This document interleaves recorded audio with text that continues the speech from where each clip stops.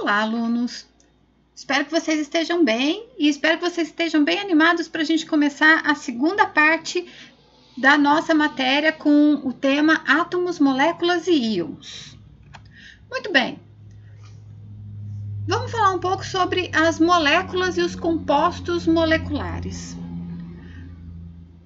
As moléculas são, então, reuniões de dois ou mais átomos ligados entre si. Cada molécula tem uma fórmula química, então, que representa essa estrutura. A fórmula química indica quais são os átomos encontrados naquela molécula e em qual proporção eles são encontrados.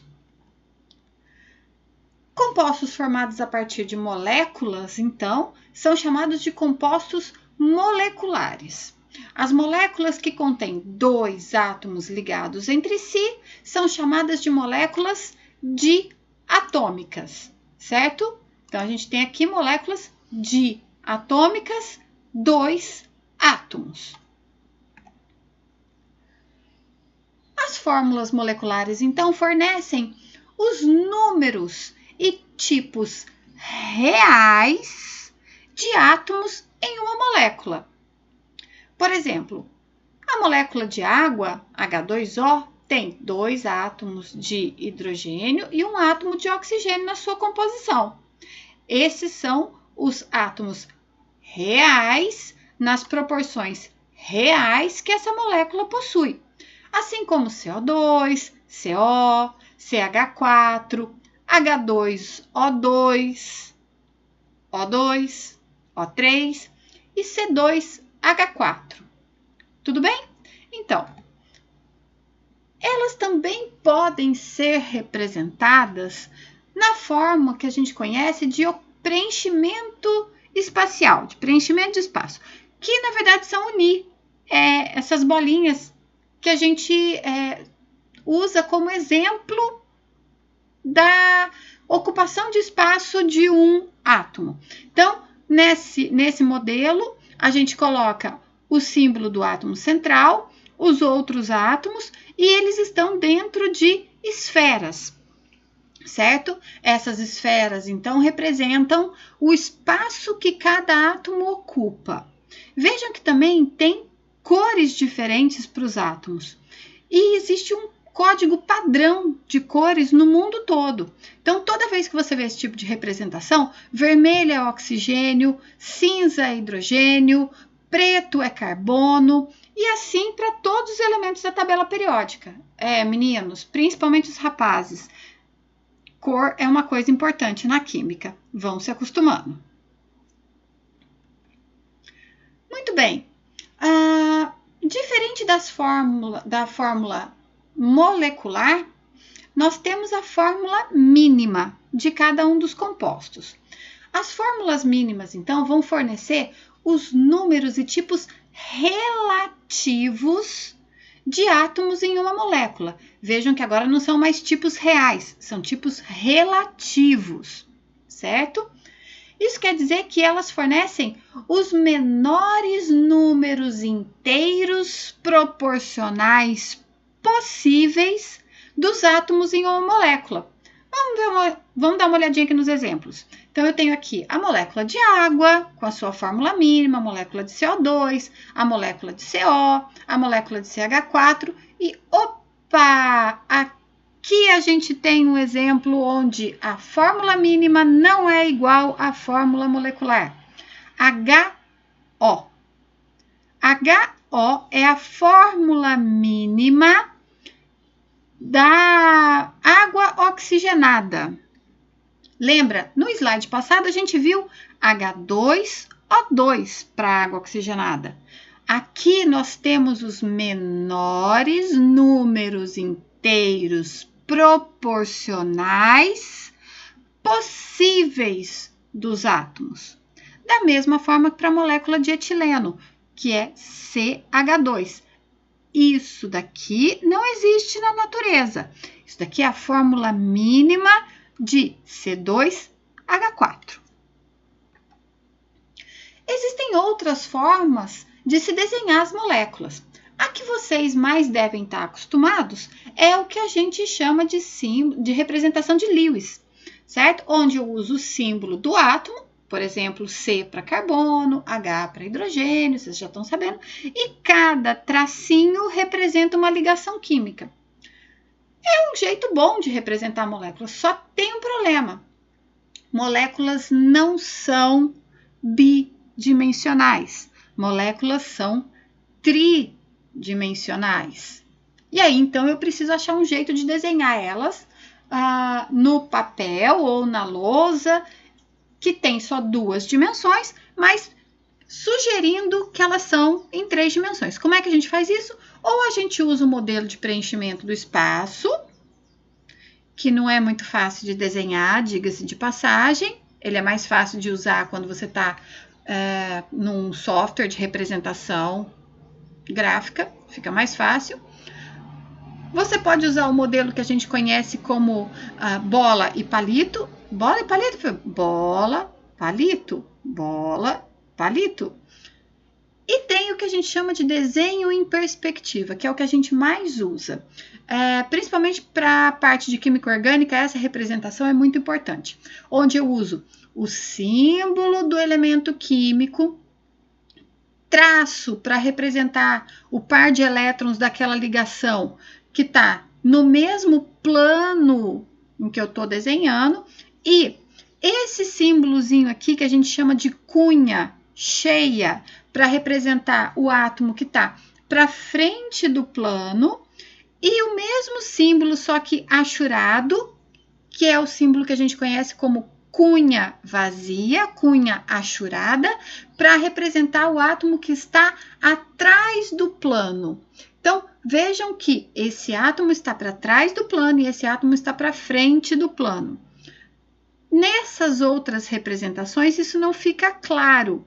A gente pode até olhar para essa representação e imaginar, mas nessa daqui eu deixo claro com esse símbolo qual o átomo que está para frente do plano, qual o átomo que está para trás do plano. Tudo bem? Para as nossas aulas, normalmente a gente usa essa daqui, no máximo essa daqui já está de bom tamanho. Muito bem.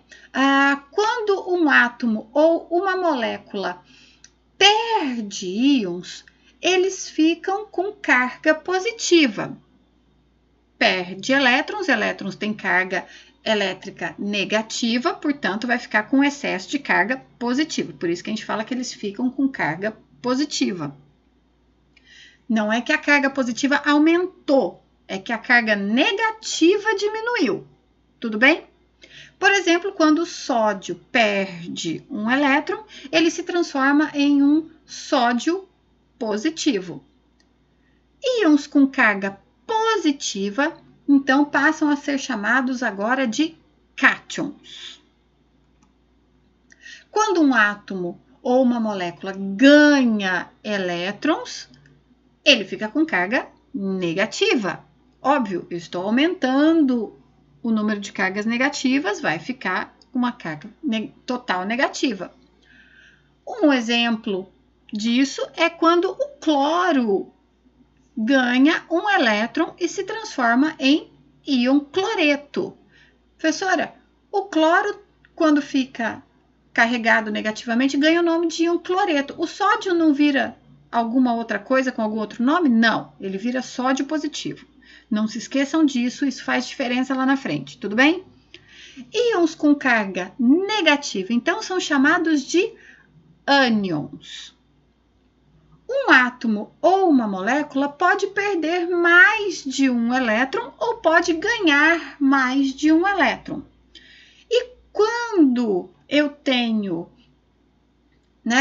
essas cargas acontecendo, eu vou ter o que a gente chama de compostos iônicos, se esses átomos com cargas passarem a se unir. Aqui cabe uma explicação muito importante.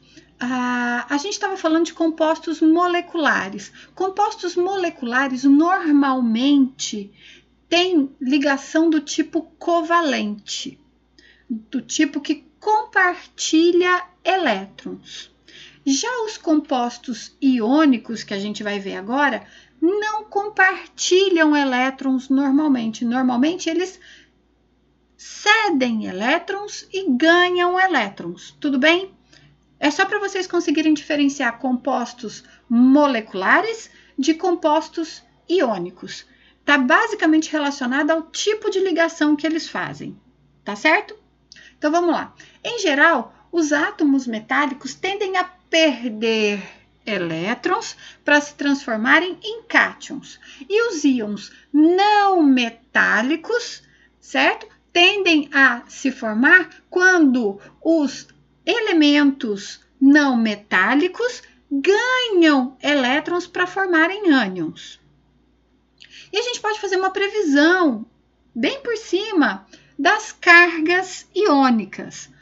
O número de elétrons que um átomo pode perder está relacionado com a sua posição na tabela periódica. Afinal de contas, a tabela periódica, como a gente vai ver, representa a periodicidade de determinadas propriedades dos átomos. Então, se a gente olhar para a tabela periódica, ela aqui está bem minimizada, só para vocês entenderem. Quando a gente fala dos metais, especificamente metais alcalinos e alcalinos terrosos, eles tendem a perder 1 ou 2 elétrons e ficarem carregados positivamente, se transformando em cátions. Já os da família 5A, 6A e 7A tendem a ganhar 3, 2 ou 1 elétrons e ficarem carregados negativamente. Os elementos da família 3A tendem também a perder elétrons e ficar com carga 3 positiva. Já os da família 4A depende muito de quais outros átomos estão ao seu redor, porque eles podem tanto perder 4 elétrons quanto ganhar 4 elétrons. Depende muito do tipo de átomo que está ao redor desse átomo da família 4A. Tudo bem? Os compostos iônicos, então, em grande parte da química, envolvem a transferência de elétrons entre as substâncias. Um exemplo muito usado, a gente vai usar esse exemplo muito, eu sei, quem tem um pouquinho de base de química já está acostumado com isso, mas eles são o exemplo mais claro que a gente tem, o mais fácil, pessoal, não fiquem chateados. Vamos lá. É para formar o cloreto de sódio, conhecido como sal de cozinha. O átomo de sódio neutro, certo? Átomo de sódio neutro deve perder um elétron para se transformar em um cátion sódio mais. Vejam que o primeiro passo é ele perder o elétron. O elétron não pode ser totalmente perdido. Dessa forma, ele vai ser transferido para o átomo que está lá do lado. Quem está lá? O cloro. Cloro de carga neutra. Que então vai se transformar num ânion que a gente conhece como cloreto, Cl-. Os íons sódio mais e cloreto ligam-se para formar o que a gente conhece como cloreto de sódio ou sal de cozinha. Vejam como é o processo. Primeiro, o átomo neutro de sódio tem que perder um elétron e se transformar no íon sódio positivo. O cloro neutro percebe esse elétron na eletrosfera, atrai esse elétron para a sua eletrosfera e se transforma no íon cloreto. Uma vez a transferência de elétron tendo acontecido, o íon sódio mais e o íon cloro menos vão se aproximar e vão formar o que a gente conhece como sal de cozinha. Tão bonitinha essa foto, adoro essa foto. Uma coisa importante é que a gente tem que observar que não existem moléculas de cloreto de sódio. facilmente identificáveis na rede iônica. Portanto, a gente não pode usar uma fórmula molecular para descrever substâncias iônicas. Por quê? Porque as fórmulas moleculares me dão a quantidade real de átomos daquela molécula. Mas se eu tenho um monte de íons se agregando para poder formar o sal de cozinha, aquele cubinho que vocês viram, como é que eu vou dizer qual é a quantidade de átomos presentes? Então, vejam que compostos iônicos não possuem fórmulas moleculares. Tudo bem? Se a gente olhar então para a formação de um outro par iônico, né? De um outro sal, que é o nitreto de magnésio, a gente pode ver como acontece esse processo. O magnésio perde 2 elétrons para se transformar em magnésio 2+. Magnésio 2+. O nitrogênio, por sua vez, vai ganhar 3 elétrons para se transformar num nitreto 3-. Professora, mas se esse aqui vai perder só 2, como é que esse daqui vai ganhar 3? Muito bem.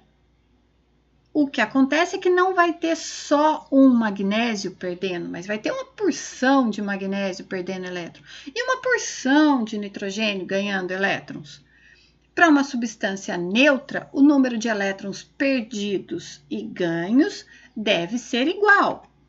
E aí, então, a gente tem que o magnésio, que só pode perder 2 elétrons, e o nitrogênio só pode receber 3 elétrons. Consequentemente, o magnésio precisa perder 6 elétrons. Então, vou ter, ele perde 2 cargas, eu vou precisar de 3 átomos.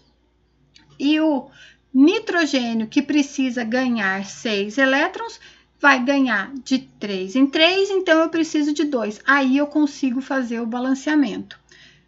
3 átomos de magnésio precisam formar 3 íons magnésio mais 2, totalizando então 3 vezes 2 cargas positivas, e 2 átomos de nitrogênio precisam formar 2 íons nitreto 3-, totalizando 2 vezes 3 cargas negativas, 6 cargas negativas. Assim, eu tenho então que a fórmula Mg3N2 representa não a fórmula molecular, mas a fórmula iônica do composto iônico Mg3N2.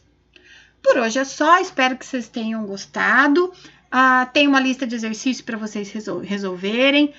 Leiam o capítulo do livro base, façam resumo, leiam o capítulo complementar se vocês quiserem. Tem uns vídeos também que a gente separou para vocês assistirem, explicando com um pouco mais de calma esses processos todos na química. E se vocês tiverem alguma dúvida, entre em contato. Até mais!